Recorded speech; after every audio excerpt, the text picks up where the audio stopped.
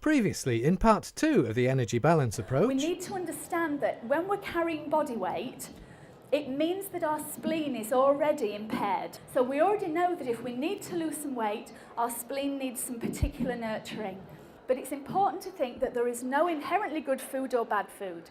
So with Chinese dietary therapy, you're never going to hear a good therapist tell you that this food is bad or good. now let's rejoin Elaine for the final chapter, part 3 of the energy balance approach. The other thing that we need to be aware of is cooking processes, therefore. We've said that the spleen really doesn't like cold and raw food, and we should be aware that different cooking processes will affect foods in different ways. So if we take a food that's already classified as energetically quite warming, so let's take, for example, lamb. Lamb is probably the most warming meat in Chinese dietary classification. And if we very quickly just kind of flash fry it a little bit so it's still nice and pink in the middle of lamb chop, well, you haven't really added very much extra heat into that. But if you roast a nice leg of lamb in the oven for however many hours that takes, I'm a vegetarian, I have no idea, then you're adding more and more heat into that, and you're adding extra thermal energetic qualities into something that's already really quite warm. We've got some very natural received wisdom about this, and a lot of the recipes that we already combine bring back foods to a position of neutrality. So with lamb, we often combine that with mint sauce. Mint is very cooling, lamb's very warming. We achieve a neutrality in that meal, which is ideal for our digestive systems. The more we can achieve neutrality, the better our digestive systems will cope.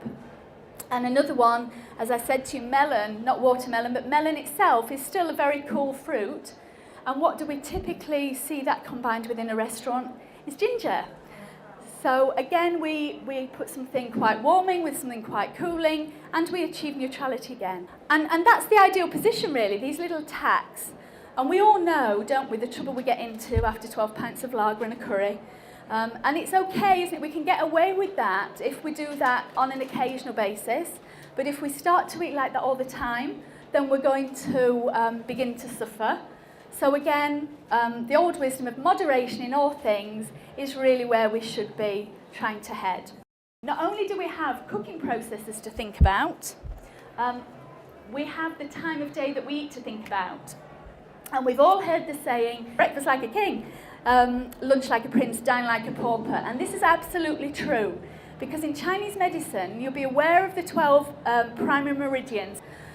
And the energy circulates around all of the meridians. There are 12 primary meridians. It circulates around them in one big circuit every 24-hour period. So the energy is predominant in one particular meridian for about 2 hours of the day. And at the opposite end of the day, it's at its least prominent, and therefore that particular organ is least able to carry out its functions in a healthy manner. In Chinese medicine, the energy is predominant in the stomach and the spleen between 7 o'clock in the morning and 11 o'clock in the morning. So we're least able to digest between 7 o'clock and 11 o'clock in the evening, which is typically when we all eat our major meal.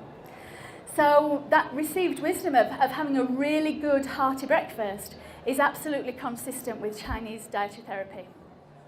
And then eating less as we go along. And it's always struck me that it's no surprise that we think we can get away with a treat at 11 o'clock in the morning. I mean, we obviously did know this as wisdom at some point in the past, that this is the last chance to get away with a treat before we really can't digest things very well at all.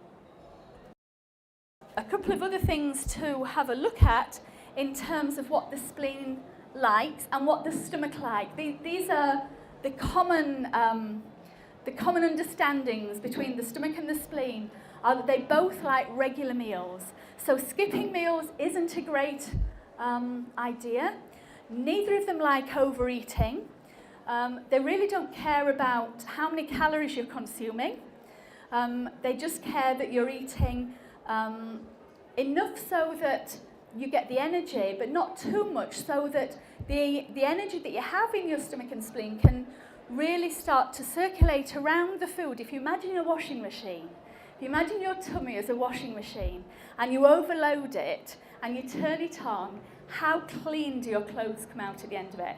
I mean, not very, and usually you've got clumps of powder still sticking to things because the water couldn't circulate and dissolve the powders properly. And your stomach is exactly like that. If you overfill it, the energy that you have to digest can't circulate, can't begin to process the food, and will clog you up. It's just very simple bit of plumbing logic, I think. So you need to get to know what constitutes your tummy being approximately 70% full. And that's the ideal size. Now, just I know that that's an impossible thing to ask you to try to imagine, but if you could just cup your hands for me, please. And can you show everybody? So your stomach can actually cope with approximately twice that amount of food in any one go and digest it well. So that's not a massive plate of food, is it? So we're talking about eating little and often, really, but with regularity.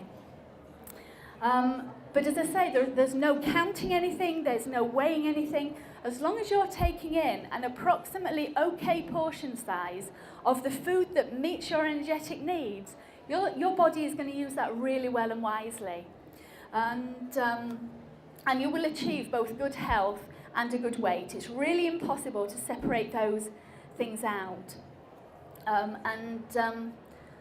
There are certain health conditions that go along with being damp, and if you therefore adopt the same diet for things like hay fever, anything sniffly, rhinitis, you'll boost your immune system, anything that involves phlegm, basically, how glamorous, will be helped by avoiding damp foods too, because phlegm is a sign of internal dampness in the body. And lots of patients I will ask to adopt this kind of eating for health reasons and then find themselves losing the weight that they have been struggling to lose for a long, long time. The two things really can't be separated. Your weight is almost certainly, unless your weight is that you're a bodybuilder and you're completely muscle-bound, etc. But if you're carrying body fat, that really is a picture of your internal health too, and therefore ought to be good enough motivation to be healthy. The Chinese say that we achieve only about 25% of our nourishment from food, and that the other 75% of our nourishment is spiritual.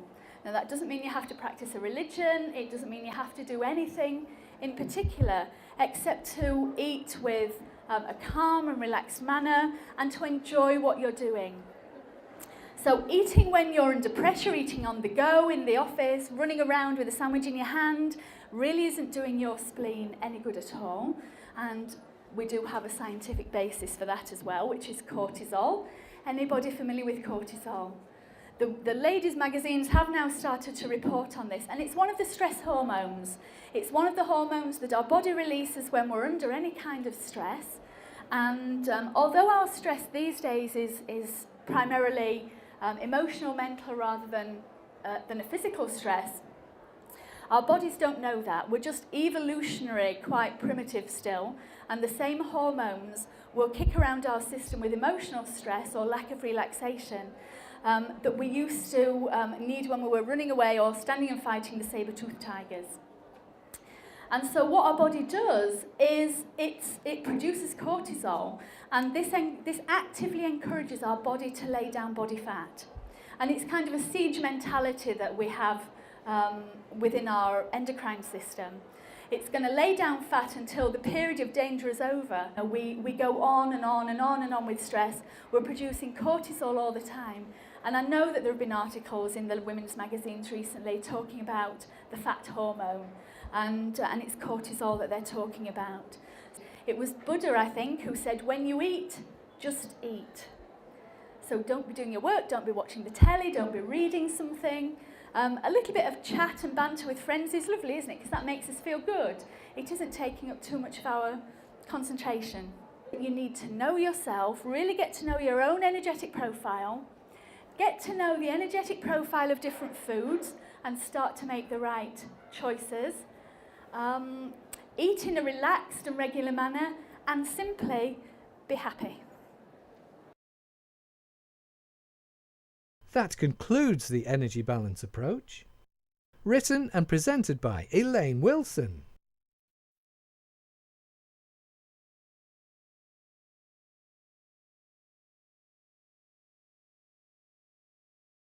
For more information, visit www.weightlossyork.com.